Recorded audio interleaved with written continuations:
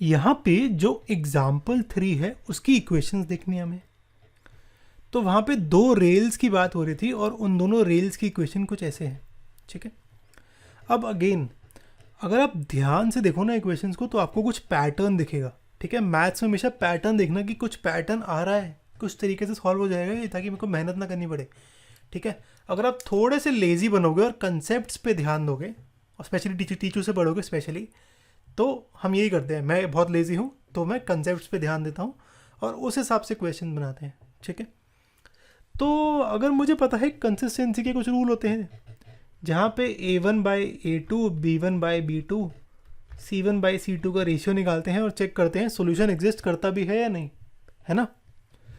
तो यहाँ पे A1/A2 होगा 1/2, B1/B2 होगा 2/4, C1/C2 होगा -4/-12, ठीक है। माइनस होगा क्योंकि हम लेफ्ट साइड ले जाते हैं, राइट साइड में 0 होता है। तो ये मेरे आएंगे 1/2, 1/2 और 1/3, यानी A1/A2 B1/B2 के इक्वल है पर C1/C2 के नहीं है इक्वल, ठीक है। तो ये दोनों इक्वल है, ये नहीं है ना।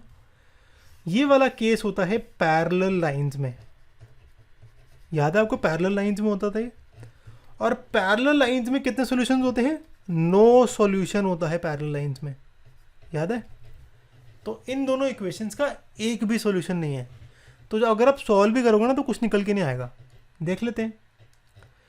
तो मेरी ये इक्वेशन थी, फर्स्ट इक्वेशन x की वैल्यू लिखी y के टर्म्स में। सेकंड इक्वेशन में पुट करता हूँ, इसको सॉल्व करूँगा ना तो एक साइड में 4/4 कैंसिल हो जाएगा, 8 - 12 आएगा -4 और राइट साइड में 0।